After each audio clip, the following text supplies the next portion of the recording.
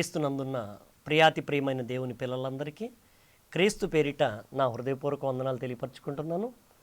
ప్రార్థన చేసుకుని యొక్క కార్యక్రమాన్ని ప్రారంభించుకుందాము. అందరూ ఏకీభవించండి.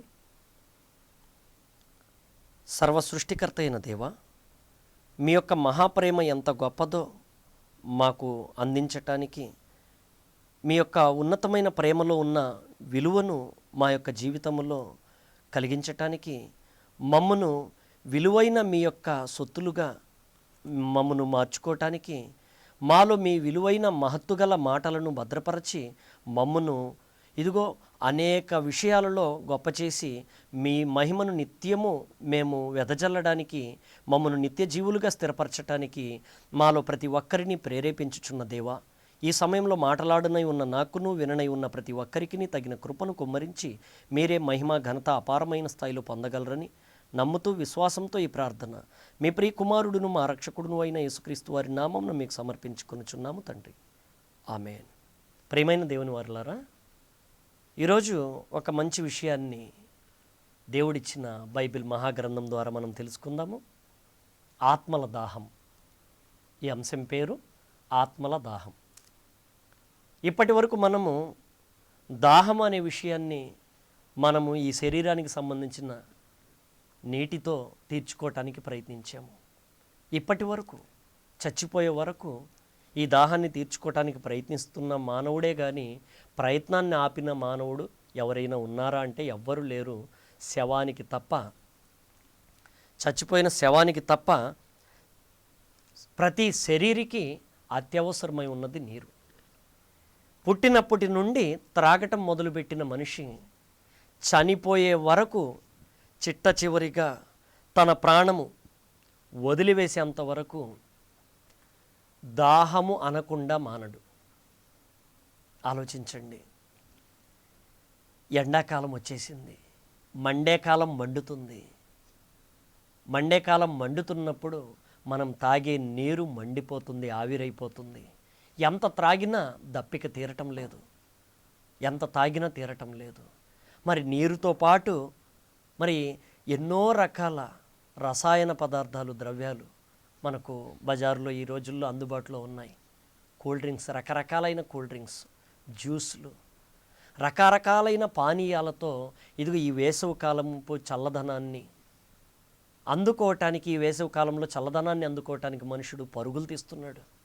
నీరు చాలలేదు. నీటి కంటే శక్తివంతమైనది మరి కూల్ డ్రింక్ అంటూ మరి మనుషుడు సేవిస్తున్నాడు. మరి ఈ కూల్ డ్రింకుల ద్వారా మనిషికి దాహం తీరుతుందా అని ఆలోచిస్తేనండి, తీరటం లేదు. ఇంకా దాహం పెరిగిపోతుంది. మరి ఇంకా ఇంకా ఇంకా దాహం పెరిగిపోతూనే ఉంది. మనిషి ఇన్ని రకాల ప్రయత్నాలు చేస్తున్నాడు. ఇన్ని కాదు, అన్నీ కాదు. మరి ఏ మనిషి దాహం ఎప్పటికీ తీరకుండా అలా ఉండవలసిందేనా? మరి ఈ దాహం ఎందుకు తీరటం లేదు? ఈ దాహానికి మూలం ఏంటి? ఈ దాహానికి మూలం ఎక్కడుంది? అసలు ఎక్కడ జరిగింది పొరపాటు?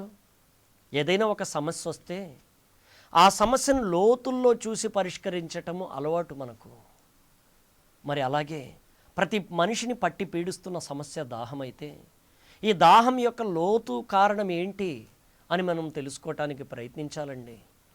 ప్రయత్నిస్తే ఈ దాహం యొక్క మూల కారణము ఇది, అది, అది, ఇది అంటూ కూల్ డ్రింక్స్ తాగకుండా ఇదిగో జ్యూసులు తాగటము, మజ్జిగ తాగటము, మంచినీళ్ళు తాగటము, ఇదిగో ఈ విధంగా ఆరోగ్యాన్ని కాపాడుకోవటానికి ప్రయత్నాలు చేసేవాళ్ళు బోలెడంతమంది ఉన్నారు ఈ రోజుల్లో.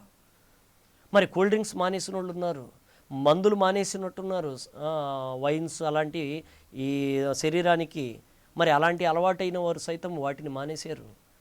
మరి కూల్ డ్రింక్స్ మానేశారు, మరి రకరకాలైన అన్నీ మానేశారు. రసాయన పదార్థాలు, ద్రవ్య పదార్థాలన్నీ మానేసిన వారు ఉన్నారు. మరి నీటిని వాడుతున్నారు, నీటిని కూడా పరిశుద్ధపరుచుకొని వాడుతున్నారు, ఫిల్టర్ చేసుకుని వాడుతున్నారు. ఎన్నో జాగ్రత్తలు. మరి ఈ దాహం తీర్చుకోవడానికి ప్రయత్నాలు అలాంటి వారి జీవితాల్లో ఏమైనా ఫలించినవా అని చూస్తేనండి, ఎవ్వరి జీవితంలో ఫలించినట్లు లేదు. కానీ ఇంకా ఇంకా దాహంతో మనిషి ఇంకా ఎక్కువగా నష్టపోతున్నట్లుగా అర్థమవుతుంది. మరి మనం పుట్టినప్పటి నుంచి ఎన్ని నీళ్లు త్రాగుంటాం ఆలోచించండి. పుట్టినప్పుడు కేకలు, ఆ కేకలకి వెంటనే పాలు పట్టించటము. పాలు తాగిన మనము ఇప్పటి నుండి తాగకుండా ఏ పూట ఉండలేము, ఏ సమయంలో త్రాగకుండా ఉండలేము. అలా దాహం దాహం దాహం దాహం. ప్రతిరోజు మనిషి ఆరోగ్యంగా ఉండాలంటే వైద్యులు సలహా ఇస్తారండి, 7 లీటర్లు తాగాలని సలహా ఇస్తారు. కనీసం మనం 5 లీటర్లైనా అప్పుడు కాస్త త్రాగుతూ ఉంటాము. ఇలా త్రాగుతున్నప్పుడు మనం పరిశీలించగలిగితేనండి, ప్రతిరోజు మనిషి తన జీవితకాలంలో ప్రతిరోజు త్రాగుతున్న నీటిని లెక్కేసుకోగలిగితే 5 లీటర్ల కాడికి లెక్కేస్తే ఒక 60 సంవత్సరాల ఆయుష్కాలం కలిగిన మనిషి, ఒక 70 సంవత్సరాల ఆయుష్కాలం కలిగిన మనిషి తన 60 సంవత్సరాల జీవితంలో మరి ఎంత నీరు త్రాగుంటాడని ఆలోచించుకుంటానండి. 21,900 దినాలు గడిచిపోతున్నాయి. మరి ఆ దినాల్లో 5 లీటర్ల కాడికి లెక్కేస్తేనే 1,10,000 లీటర్ల నీరు ఒక్కొక్క మనిషి కడుపులో పోస్తున్నాడండి. చూసారా? అంటే ఎన్ని ట్యాంకర్ల నీళ్లు ఒక్కొక్క మనిషి తన జానెడు పొట్టలో వేస్తున్నాడు. మరి త్రాగటానికి నీరు త్రాగటానికి మాత్రమేనా? ఒక్కొక్క మనిషి త్రాగటానికే లెక్క ఇంత గొప్పగా ఉంటే ఆ మనిషి స్నానం చేయటానికి ఎంత వాడుతున్నాడో లెక్క ఉందండి? లేదు. మరి స్నానం చేయటానికి మాత్రమేనా నీరు అవసరము? మరి అంట్లు తోముకోవటానికి, పశువుల్ని కడగటానికి, పశువులకు వాటిని తాగించటానికి, గుడ్డలు ఉతుక్కోవటానికి, ఇల్లు శుభ్రం చేసుకోవటానికి చూసుకుంటేనండి ఒక్కొక్క మనిషి వాటా ఎంత నీరు ఖర్చు అవుతుందో ఆలోచించండి ప్రియమైన దేవుని పిల్లలారా. మరి ఎంత నీరు మనిషి ఒంటికి వాడుతున్నాడు, ఇంటికి వాడుతున్నాడు, కడుపుకు వాడుతున్నాడు. మరి ఇంత వాడినా మరి తన జీవితంలో ఏం బాగుపడుతుంది? తన ఒళ్ళు శుభ్రం చేసుకుంటే ఆ ఒళ్ళు ఏమైనా నిలిచిందా అంటే ముడతలు పడిపోయింది ముసలితనంతో. మరి తన కడుపులో వేసిన ఎన్ని నీరు ఏమైపోయినాయి? చెడిపోయినాయి. లాభం ఏంటి? ఏమీ లేదు.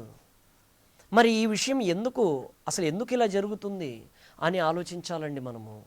ఆలోచిస్తే మన సొంత బుర్రకు మనకు అర్థం కాదు, కానీ ఈ మట్టి బుర్రకు అయితే ఈ ఆలోచన ఎవరితో పాటు ఎవరి దగ్గర మనము కేంద్రీకరించాలో తెలుసా? మన ఆలోచనను ఇదిగో యేసుక్రీస్తు దగ్గర తీసుకెళ్ళాలండి. తీసుకెళ్తేనండి అప్పుడు యేసుక్రీస్తు వారు చెప్తున్నారు, ఒక భూమి మీద జరిగిన యథార్థమైన ఒక సంఘటన చెప్పారండి. ఆ సంఘటనలో 2 జీవితాలు, ఒక జీవితము పాపాత్ముని జీవితము, ఒక జీవితము నీతిమంతుని జీవితము. 2 జీవితాలు ఈ భూమి మీద బ్రతుకు చాలించిన తరువాత ఏమైపోయినాయో మనకు వివరించారండి. ఆ వివరించినప్పుడు మొదలుపెట్టారు లూకా సువార్త 16వ అధ్యాయం 19 నుండి వివరణ. ధనవంతుడు ఒకడు ఉండెను. అతడు ఊదారంగు బట్టలను సన్నపు నార వస్త్రములను ధరించుకొనుచు రోజు ప్రతిదినము బహుగా సుఖపడుచుటూ ఉండువాడు. అలా బ్రతికాడు అతను. అతని ఇంట వాకిట లాజరును ఒక దరిద్రుడు ఉన్నాడు. అతడు ఆరోగ్యానికి ఆరోగ్యం లేక నిండు కురుపులతో బాధపడుతున్నాడు. అతనికి తినడానికి తిండి లేక ధనవంతుని బల్ల మీద నుండి రొట్టె ముక్కలతో ఆకలి తీర్చుకొనగోరాడు, కానీ అతనికి ఏమీ దొరకలేదు. ఓపిక లేకుండా పడిపోయి ఉన్నవాడు. కుక్కలు వచ్చినాయి, పడేసిని తినడానికి. ఆ కుక్కలకైనా దొరికింది ఆహారం మాత్రమే కాదు, ఈ లాజరని దరిద్రుని కురుపుల నుంచి కారే రసిక జ్యూస్ లాగా వాటికి దొరికింది. కూల్ డ్రింక్స్ తాగినట్టు తాగుతున్నాయి, నాకుతున్నాయి కుక్కల్ని తరమటానికి కూడా ఓపిక లేక చనిపోయాడండి అతను, దీనుడై దరిద్రుడిగా భూమి మీద తన జీవితాన్ని ముగించుకోగానే మరి దేవదూతలు వచ్చేసారు. నాన్న పిలుస్తున్నాడు అని పిలుచుకుని వెళ్ళిపోయారు. మంచి ప్రాంతంలో చేర్చబడ్డాడు. ఒకనాడు ఈ ధనవంతుడు బహుగా సుఖపడి ఏ లోటు లేకపోయినా చనిపోయాడు. అప్పుడు వెళ్ళిపోయిన ప్రాంతంలో ఆశ్చర్యపడిపోతున్నాడు. కన్నులెత్తి చూశాడు. ఎదురుగా కన్నులెత్తి పైకి ఇలా చూసినప్పుడు ఎదురుగా తన ఇంటి ముందల ఆవరణలో పడిపోయి ఉన్న లాజరు కనబడ్డాడు. లాజరు అద్భుతమైన జీవితంలో కనబడ్డాడు. ఇతను కేకలు వేయటం ప్రారంభించాడు. తండ్రి అయిన అబ్రహాము రొమ్మున ఆనుకొని ఉన్న లాజరును చూశాడు. కేకలు వేస్తూ, తండ్రి అయిన అబ్రహామా, నా యందు కనికరపడు, నా యందు కనికరపడి నా నాలుకను చల్లార్చుటకు లాజరును పంపము. ఎలా పంపమన్నాడు తెలుసా?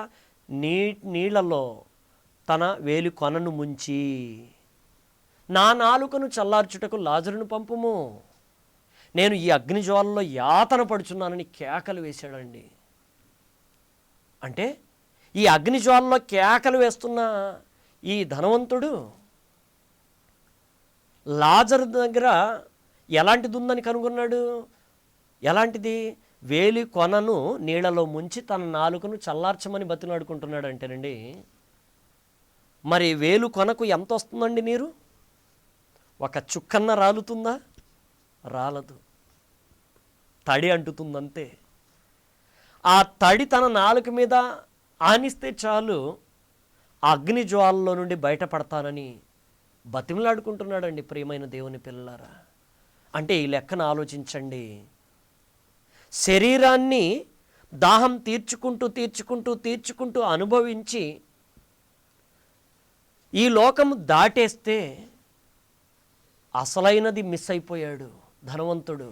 ఏంటో తెలుసా? ఎన్ని నీళ్లు తాగాం మనం. ఇందాక మాట్లాడుకున్నాము, చెరువుల నీళ్లు. ఒక్కొక్కడు చెరువుల నీళ్లు అనుభవిస్తున్నాడు. కొన్ని చెరువుల నీళ్లు ఒక్కొక్కడికి అవసరమైనవి. మరి ఇన్ని చెరువుల నీళ్లు అనుభవించిన ఆ ధనవంతుడికి ఒక్క చుక్క కూడా సరిగా లేని ఆ నీటి తడి అవసరమైందంటే మరి లాజరున్న ప్రాంతంలో ఉన్న ఆ నీటి విలువ ఎంత గొప్పది అంటే అగ్ని జ్వాలలను ఆర్పేంత శక్తివంతమైనది. ప్రియమైన దేవుని వారలారా, మరి భూమి మీద ఇద్దరు మనుషులు మంచిగానే ఉన్నారు. మరి దాటిన వెంటనే ఎలాంటి పరిస్థితుల్లో ఉన్నారు ఆలోచించండి. మరి దరిద్రుడిగా ఎంత దరిద్రుడైపోయాడు ఈ ధనవంతుడు. లాజరు ఎంత భాగ్యవంతుడైపోయాడు. అప్పుడు అబ్రహాం గారు చెప్తున్నారు, మేము మీ దగ్గరికి రావాలన్నా దాటి మీ దగ్గరికి పోజాలము, మీరు మా దగ్గరికి రావాలన్నా దాటి మీరు మా దగ్గరికి రాజాలరు. అంత మహా ఆగాధం మధ్యలో భయంకరమైన ఆగాధం అడ్డుగా ఉన్నది. నీకు చుక్క నీరు కూడా లేని ఆ తడి నీ నాలుకను చల్లార్చడానికి పంపించటానికి కానీ మీరు వచ్చి తీసుకోవటానికి కానీ అవకాశాలు లేవు అని కరాఖండిగా చెప్పేశారండి. చెప్పి ఒక మాట అంటున్నారు. ఏమంటున్నారు? నా కుమారుడా, నీ జీవిత కాలమందు నీకు ఇష్టమైనట్లుగా నీవు సుఖం అనుభవించితివి. లాజరు కష్టములను అనుభవించనని జ్ఞాపకం చేసుకునుము. నీవు అక్కడ యాతన పడుచున్నావు, ఇప్పుడు ఏడు నా లాజరు ఇక్కడ నెమ్మది పొందుచున్నాడు. నీ గతి అంతే, ఈడి స్థితి ఇంతే. ఇదిగో ఈ విధంగా మారిపోతాయి. భూమి మీద గనక నువ్వు జాగ్రత్త పడలేదు, ఇంతే నీ పరిస్థితి, ఇంకెప్పటికీ అవకాశం లేదు అనేసాడండి. ఇంకా వెంటనే అతనికి అర్థమైపోయి, ఇదిగో బ్రతుకున్న కాలంలో తనతో పాటు బ్రతుకును కొనసాగించిన 5 సహోదరుల గురించి మాట్లాడుతున్నాడు. తండ్రి అయిన అబ్రహామా, అలాగైతే నా తండ్రి ఇంట 5 సహోదరులు ఉన్నారు, వారును ఈ వేదనకరమైన స్థలమునకు రాకుండా ఇదిగో సాక్ష్యం ఇచ్చుటకై ఈ లాజరును పంపుము అని వేడుకున్నాడండి. అప్పుడు అబ్రహాం గారు అన్నారు, వారి యొద్ద మోషేయు ప్రవక్తలను ఉన్నారు, వారి మాటలు వినవలెను, వినని ఎడల నీ యొద్దకే వారును వత్తురు అని అనేసాడండి. అంటే ఇక్కడ అర్థం చేసుకోవాల్సిన విషయం ఏంటంటే అండి, శరీర దాహం తీర్చుకోవటానికి ప్రయత్నాలు ఎన్ని చేసినా లాభం లేదు. ఆత్మలకు ఒక దాహం ఉందని బైబిల్ చెప్తుంది. ప్రియమైన దేవుని వారలారా, భూమి మీద బ్రతికి ఉన్నప్పుడు మనము ఈ దేహానికి దాహం తీర్చుకునే ప్రయత్నంలో మరొకటి మరవకూడదండి. మనము అది ఏంటో తెలుసా? ఇదిగో ఈ దేహం లోపల ఆత్మ ఒకటి ఉందని దేవుడు బైబిల్ ద్వారా మనకు చెప్తున్నాడు. ఈ ఆత్మకు దాహం తీర్చుకునే కార్యక్రమం భూమి మీద మెండుగా జరిగిస్తున్నాడు దేవుడు. ఆ విషయాన్ని జ్ఞాపకం చేస్తున్నారు యేసుక్రీస్తు వారు. యేసుక్రీస్తు వారు ప్రసంగిస్తూ చెప్తున్న మాటల్ని కొన్నిటిని మనం గమనించగలిగితేనండి, ఒకానొక సందర్భంలో యేసుక్రీస్తు వారు ప్రయాణంలో యెరూషలేం వెళుతూ మధ్యలో సుఖారని ఒక ఊరికి చేరుకున్నారు. అక్కడ బావి దగ్గర మిట్ట మధ్యాహ్నం 12 గంటల సమయంలో అలసిపోయి కూర్చున్నారు. అలసిపోయిన రీతిలో కూర్చున్నారు. ఆ సమయంలో శిష్యులు భోజనం తేవటానికి అంగడికి వెళ్ళారు. అదే సమయంలో నీళ్లు చేదుకోవటానికి పక్కనే ఉన్న ఆ గ్రామపు స్త్రీ, సమరయ స్త్రీ ఒక ఆమె వచ్చింది. ఆమెని అడిగారు, యేసుక్రీస్తు వారు ఒక మాట అడిగారు, దాహమునకు ఇమ్ము అని అడిగారండి. దాహమునకు నీరివ్వు అని అడిగినప్పుడు ఆచారాలకి బానిసగా మారిపోయిన ఆ మనిషి, యూదుడు అయిన నీవు సమరయ స్త్రీ అయిన నాతో దాహమునకిమ్మని ఎలా చెప్పుచున్నావు అని, ఇదిగో అంటరాని వారుగా మనుషుల మధ్యన మనుషులు ఆచారాలతో బ్రతుకుతున్నప్పుడు యేసుక్రీస్తు ఆచారాన్ని తీసేసే ప్రయత్నంలో ఆమెతో మాట్లాడుతున్నారు. ప్రియమైన దేవుని పిల్లలారా, ఆమెతో మాట్లాడుతున్నారు. దేవుని వరమును దాహమునకిమ్మని నీకు తెలిపినవాడు ఎవడో నీవు ఎరిగి ఉంటే ఆయనను నీవు అడుగుదువు, ఆయన నీకు జీవజలం ఇచ్చును అని అన్నారు. ఆమెకు అర్థం కాలేదండి ఈ మాట. ఈ సందర్భము యోహాను సువార్త 4వ అధ్యాయం 5వ వచనం నుండి ఉంటుంది, చూసుకోవచ్చు మీరు. అలా ఆ తర్వాత మరి ఈ సమరయ స్త్రీకి ఈ మాట అర్థం కాకపోయేటప్పటికి, ఈ బావి లోతైనది కదా, నీకు చేదుకొనుటకు ఏమీ లేదే, ఈ నీరు నీకు ఎవరు, ఆ జీవజలం నీకు ఎవరు ఇస్తారు అని అంది. అంటే తన దగ్గర ఉన్న తోడుకోవటానికి అవకాశం ఉన్నది, ఆయనకు అందించేందుకు మనసు ఏమాత్రము లేకుండా ఉండింది. అప్పుడు యేసుక్రీస్తు వారు మాట్లాడుతున్నారు. 13వ వచనాన్ని చూద్దాము. అందుకు యేసు, ఈ నీళ్లు త్రాగు ప్రతివాడును మరలా దప్పిక కొనును. మీరు కోరుకుంటున్న నీరు తాగిన వారు మరలా దప్పిక కొంటారు. నేను జీవజలమని మాట్లాడిన ఆ జలము ఈ నీరు కాదు. నేనిచ్చు నీళ్లు త్రాగు వాడెప్పుడునూ దప్పిక కొనడు. నేను వానికిచ్చు నీళ్లు నిత్య జీవమునకై వానిలో ఊరెడి నీటి బుగ్గగా ఉండును. చూసారా అని ఆమెతో చెప్పారండి. అంటే యేసుక్రీస్తు వారు భూమి మీద ఆ సమరయ స్త్రీని ఏమని చెప్తున్నారంటే, ఆ స్త్రీని ఇదిగో జీవజలమును కోరుకోమని చెప్తున్నారు. ఇదిగో బ్రతికి ఉన్నప్పుడు మరలా తాగితే మరలా దప్పికొని ఈ నీరు గురించి కష్టపడద్దు, అసలైన నీరేంటో చెప్తున్నారు యేసుక్రీస్తు. ఆమెకు అర్థం కాలేదు. ఆ తర్వాత కాలంలో అర్థమైంది. ప్రియమైన దేవుని వారలారా, అంటే యేసుక్రీస్తు వారు భూమి మీద ప్రసంగం చేస్తూ అసలైన నీరు గురించి చెప్తుంటే, ఆ నీరు దేని గురించిన మాట, అది ఏం నీరు, ఏ దాహం తీర్చే నీరది. అసలు మనిషి శరీరానికి దాహం పట్టింది దేనివలన? ఆత్మకు కలిగిన దాహం వలన శరీరం దప్పిక కొన్నది. ఆలోచించండి. ఈ దాహానికి మూలం చెప్తున్నారండి యేసుక్రీస్తు వారు. ఈ దాహాన్ని పోగొట్టి అసలైన రహస్యం చెప్తున్నారు. ఇదే యోహాను సువార్త 7వ అధ్యాయం 37వ వచనాన్ని మనం గమనిద్దాము. 37 నుండి 39 వచనాల వరకు చూద్దాము. ఒక పండగ సమయం అండి అది. పర్ణశాల పండుగ సమయంలో, యూదుల పర్ణశాల పండుగలో చివరి దినాన యేసుక్రీస్తు వారు ప్రసంగిస్తూ మాట్లాడుతున్నారు. ఎవడైనను దప్పిక కొనిన ఎడల నా యొద్దకు వచ్చి దప్పి తీర్చుకొనవలెను. ఈయనేమన్నా చలివేంద్రం పెట్టుకున్నాడండి? ఈ రోజుల్లో ఎండాకాలము, ఎండలు మండిపోతుంటే ఎక్కడికక్కడ చలివేంద్రాలు, అమృతమూర్తి అంటూ వారి పేరు మీద ప్రారంభించిన ఎన్నో రకాల ఇదిగో ఆ నీటి దానాలు జరుగుతూ ఉంటాయి, మనం చూస్తూ ఉన్నాము. అలా యేసుక్రీస్తు వారు కూడా ఏమైనా నీరు చలివేంద్రం ఏమైనా పెట్టుకున్నారా? లేదండి. ఎవడైనను దప్పికొని ఉంటే వాడు నా యొద్దకు వచ్చి దప్పి తీర్చుకొనవలెను. నా యందు విశ్వాసముంచు వాడెవడో లేఖనము చెప్పినట్టు వాని కడుపులో నుండి జీవజల నదులు పారునని బిగ్గరగా చెప్పాను. చూసారా ఏం నీరిది? వాక్యం చెప్పినట్టు వాని కడుపులో నుండి జీవజల నదులు పారును. లోపలే ఊట ఊరుతూ ఉంటుందండి. ఇంకా ఎప్పటికీ నీరు బయట నుండి తాగాల్సిన కర్మ లేదు.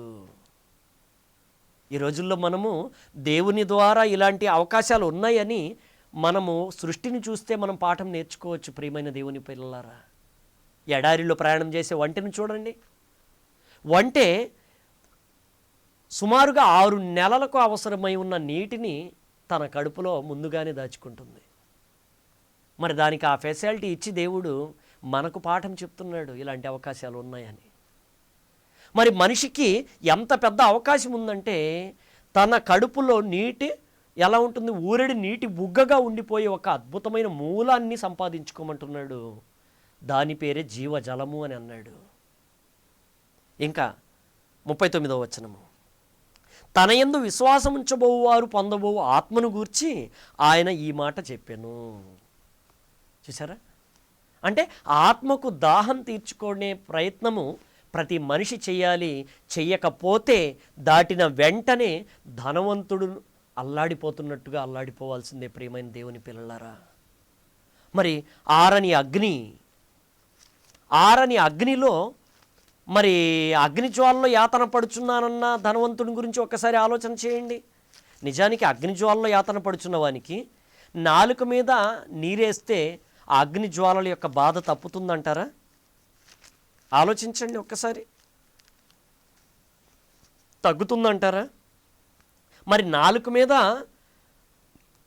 లాజరు యొక్క వేలి కొనను నీళ్ళలో ముంచి నాలుక మీద వేయమని అడిగాడంటే, మరి నాలుకను చల్లారిస్తే అగ్నిజ్వాలల యాతన తీరిద్దా అంటే, ఇదిగో యేసుక్రీస్తు వారు చెప్తున్న నీటికున్న శక్తి అంతా అంటే, చెరువులు తాగాల్సిన పని లేదు. మనము చెరువులు తాగినా మరలా మనిషికి దప్పికే.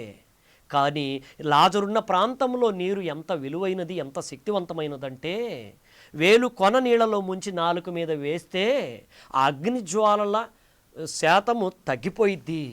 అంత శక్తివంతమైనది ఆ మనిషి అగ్నిజ్వాలలోంచి బయటపడిపోతాడు. మరి అయితే అవకాశాలు అక్కడ పెట్టాడా దేవుడు? పెట్టలేదు ప్రియులారా. ఆలోచించండి. అగ్ని జ్వాలలో యాతన పడుచున్న ఈ ధనవంతుడు ఎలాంటి పరిస్థితుల్లో యాతన పడుచున్నాడో తెలుసా అండి? అగ్ని అసలు ఎక్కడి నుంచి వచ్చిందో తెలుసా? ఈ అగ్ని చూడండి, యెహెజ్కేలు గ్రంథము 28వ అధ్యాయము.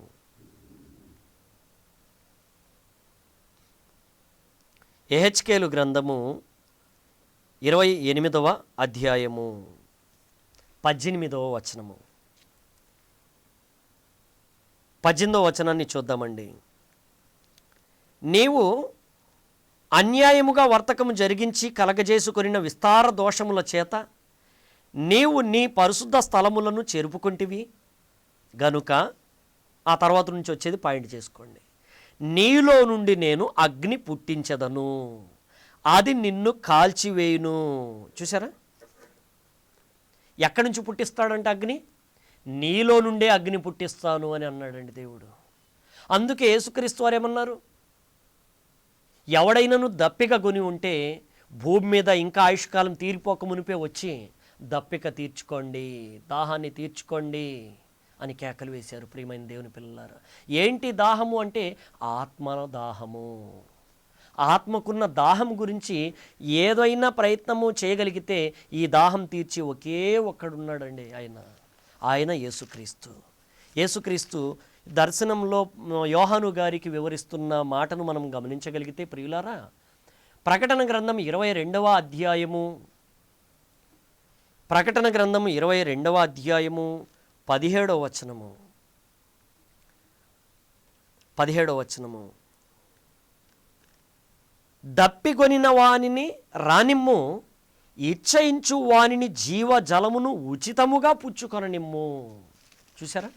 దప్పికొనిన వానిని రానిమ్ము అంటున్నాడు, జీవజలమును ఉచితముగా పుచ్చుకొననిమ్ము అని అంటున్నాడు. అంటే ఇప్పుడు భూమి మీద జరుగుతున్న ఈ యొక్క కార్యక్రమం ఏంటంటే ఉచిత పంపిణీ కార్యక్రమము. అంటే నిజమైన దాహం తీర్చే కార్యక్రమము అది ఉచితంగా. ఈరోజు నీళ్లు తాగాలంటే ½ లీటర్ నీళ్లు ₹2, ₹3. ఇలా దాన్ని ఇంకా బ్రాండెడ్ పేరు మీద కొనుక్కోవాలంటే లీటర్ నీళ్లు ₹20. మరి ఇంతగా తాగాల్సి వస్తుంది. మరి ఆలోచించండి ప్రియమైన దేవుని పిల్లలారా. కానీ ఇదిగో ఈ నీరు ఎంత తాగినా మరలా దప్పికేస్తుంది. కానీ యేసుక్రీస్తు వారు ఇచ్చే నీరు ఎప్పటికీ దప్పికొనకుండా కోటాను కోట్ల సంవత్సరాలు తీరిపోయినా దాహం వేయని అద్భుతమైన జీవితాన్ని సొంతం చేస్తుంది ప్రియమైన దేవుని పిల్లలారా. అసలు దాహానికి మూలం ఏంటంటే ఆత్మకు దాహము. ఈ శరీర దాహానికి మూలము ఆత్మదాహం అయితే ఈ ఆత్మదాహాన్ని తీర్చే ఒకే ఒక శక్తి యేసుక్రీస్తు. అలాగే ప్రకటన గ్రంథం 21వ అధ్యాయం 6వ వచనంలో కూడా మనం చూడగలిగితేనండి, దప్పిగొను వానికి జీవజలముల బుగ్గలోని జలమును నేను ఉచితముగా అనుగ్రహింతును అంటున్నాడండి. చూసారా? అంటే ఉచితముగా అనుగ్రహిస్తాడంట. ఎప్పుడు?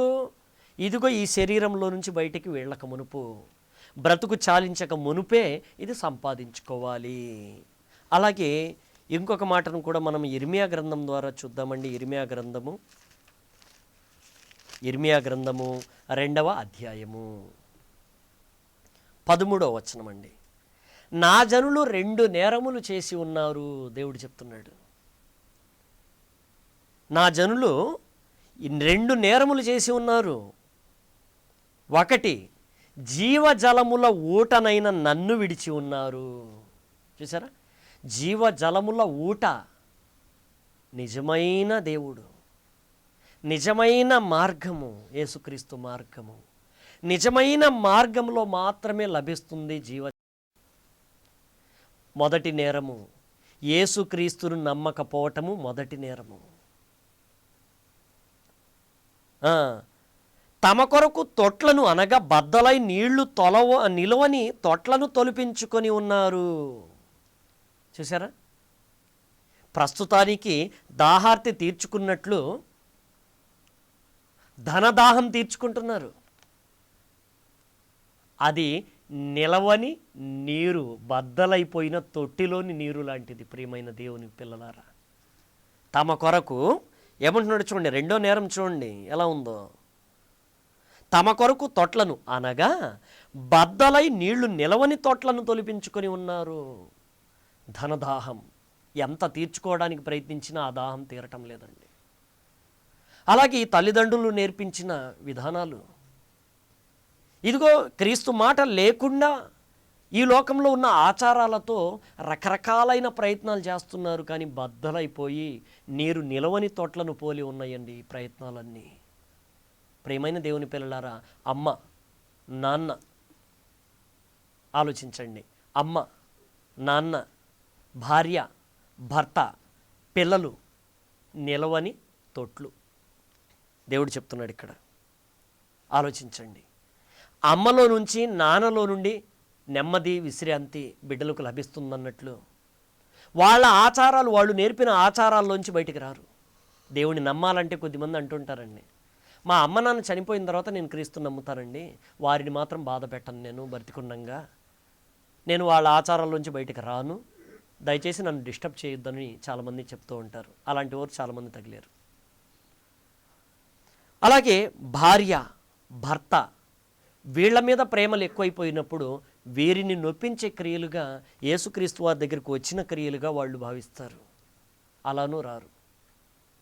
అలా పిల్లలు, తల్లిదండ్రులు ఇలా ఒకళ్ళకొకళ్ళు ప్రస్తుతానికి ఇచ్చిపుచ్చుకోవటంలో, స్నేహితులు, ఇలుగు బంధువులు, ఇలా వీళ్ళందరిలో చూసుకుంటున్నారు. దేవుడే నింపాడు కదా అమ్మలో ఈ నీరు, అమ్మలో ఆ ప్రేమ అనే నీరు, నాన్నలో బాధ్యత అనే నీరు, అన్నదమ్ముల్లో అనుబంధాలు, అక్క చెల్లెళ్ళలో అనుబంధాలు, ప్రేమలు, మరి ఇవన్నిటినీ చల్లదనం ఇచ్చే నీరుగా ఎవరు నింపారండి? దేవుడే కదా. మరి అవి నిలుస్తాయా? ఈ లోకంలో తాత్కాలికంగా ఉన్నాయండి. ఇవి బద్దలైపోయినవి అవన్నీ కూడా. ఎందుకు బద్దలైపోయినాయి అంటున్నాడంటే దేవుడు, అమ్మకు ముసలితనం ఉంది, నాన్నకు ముసలితనం ఉంది, లేదా మధ్యలో యాక్సిడెంట్ అయినా రోగం వచ్చినా పోతారు. అయితే దేవునికి యాక్సిడెంట్ అవ్వదు, దేవునికి రోగం రాదు, దేవుడు చనిపోడు. అమ్మలాగా నాన్నలాగన సాటి మనిషిలాగన చనిపోడు. ఎప్పటికీ జీవం నిలిచి ఉన్న జీవం గల్లవాడు ఆయన. జీవం కలిగిన దేవుడు చెప్తున్నాడు. యేసుక్రీస్తు వారు అన్నారు యోహాను సువార్త 14:6లో, మీకు తెలిసిన మాట, నేనే మార్గమును సత్యమును జీవమును, నేనే జీవమును అని అన్నారు. మరి జీవజలముగా ఉన్న క్రీస్తు మాటను మనము నిలుపుకోక, మనలో అమ్మ మాట నాన్న మాటను జీవజలం అని అనుకుంటే అవి చల్లదనాన్ని ఇవ్వవు. ఇవ్వక ఆరని అగ్నిలోనికి వెళ్ళిపోతూ మనల్ని కూడా తీసుకుని వెళ్ళిపోతున్నాయి. కాబట్టి ప్రియమైన దేవుని పిల్లలారా, అమ్మ నాన్నను కాపాడుకోవాలన్నా మీ బిడ్డలను కాపాడుకోవాలన్నా, మీ అక్క చెల్లిని అన్నదమ్ములను కాపాడుకోవాలన్నా మొదటిగా మిమ్మల్ని మీరు కాపాడుకోండి. మిమ్మల్ని మీరు కాపాడుకుంటే ఈ జీవజలం మీరు సమృద్ధిగా త్రాగిన తర్వాత అవతల వారికి ఎలా త్రాగించాలో మీకు ఓపిక, నెమ్మది, విశ్రాంతి లభిస్తుంది. తెలివితేటలు వస్తాయి, దేవుడిచ్చిన తెలివితేటలు. అప్పుడు అమ్మను, నాన్నను, భార్యను, భర్తను, పిల్లలను అందరినీ కాపాడుకోవచ్చు, అనేక మందిని కాపాడుకోవచ్చు. ఈ జీవజలాన్ని మనం సమృద్ధిగా తాగితే మనకు నెమ్మది, విశ్రాంతి. కాబట్టి ప్రియమైన దేవుని పిల్లలారా, ఆత్మదాహాన్ని తీర్చుకోండి. తీర్చుకోవడానికి క్రీస్తు యొద్దకు రండి. మీకెన్ని సమస్యలు, బాధలు, హింసలు, కష్టాలు, కన్నీళ్లు ఉన్నా నిరాశ, నిస్పృహల్లో చేజారిపోబాకండి. మనుషుల మాటలకు మోసపోబాకండి. క్రీస్తు మాటలతో బాగుపడండి. ఇలా బాగుపడడానికి ఒక్కొక్కళ్ళు ప్రయత్నం చేస్తే ప్రతి ఒక్కళ్ళ ప్రయత్నం ఫలిస్తుంది క్రీస్తు యొద్ద. సరేనా? సరే, ప్రార్థన చేసుకుందాం. ఈ యొక్క కార్యక్రమాన్ని ముగించుకుందాం.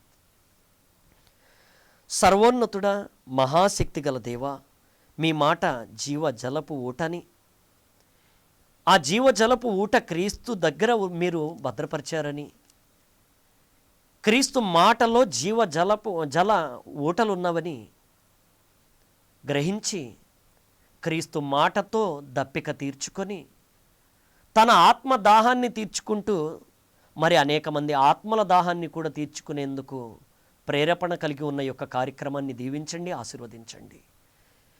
ఈ కార్యక్రమంలో మాట్లాడిన నాకును, విని ఆదరణ పొందటానికి ప్రయత్నించిన ప్రతి ఒక్కరికి తగిన మీ ధన్యతను ప్రసాదించండి. మీ యొక్క మహిమను మరి అనేక మందిలోనికి వెదజల్లడానికి మాలో మీ మాటను బట్టి బహు ఐక్యత, బహు అపారమైన ప్రేమను అంతం వరకు కొనసాగించుకునేలాగున్న తగిన మీ ఆశీర్వాదాన్ని మాకు ప్రసాదించి ముందుకు నడిపించండి. ఇలాంటి మాటలు ఇంకా అనేకమైనవి చెప్పవలసినవి ఉండగా నా నోటికి మరింతగా వాక్శక్తిని ప్రసాదించి తహతహలాడే ప్రేమతో పరితపించు హృదయంతో మీ మాటలో ఉన్న భాగ్యాన్ని అనుభవించి తమ జీవితంలో నెమ్మదిని, విశ్రాంతిని కలగజేసుకోవటానికి రోగ బాధల్లో, కష్ట నష్టాల్లో మిట్టాడుతూ ఉన్న ఈ కార్యక్రమాన్ని వీక్షిస్తున్న ప్రతి ఒక్కరిని జ్ఞాపకం చేసుకోండి. వారికి మరలా మీ యొక్క మధురమైన మాటల్లో ఉన్న మహత్యాన్ని అందించటానికి నాకును, అందుకోవటానికి బిడ్డలకును తగిన ధన్యతను అనుగ్రహిస్తారని ఎంతో ఆశపడుతూ ఈ ప్రార్థన మీ ప్రియకుమారుడైన మా రక్షకుడును అయిన యేసుక్రీస్తు వారి నామమున మీకు సమర్పించుకొనుచున్నాము తండ్రి. ఆమేన్. తండ్రి అయిన దేవుని ప్రేమ, ప్రియకుమారుడైన యేసుక్రీస్తు వారి కృప, పరిశుద్ధాత్మ దేవుని అన్యోన్య సహవాసము ఈ కార్యక్రమాన్ని చూసి అలాగే మీ మాట ప్రకారము బ్రతకటానికి ఇష్టపడిన ప్రతి ఒక్కరికి, అలాగే లోకంలో ఉండు పరిశుద్ధులందరికీ ఎప్పుడునూ ఎల్లప్పుడూ కాచి కాపాడునుగాక. ఆమేన్. అందరికీ క్రీస్తు పేరిట వందనాలండి. మరలా కలుద్దాం.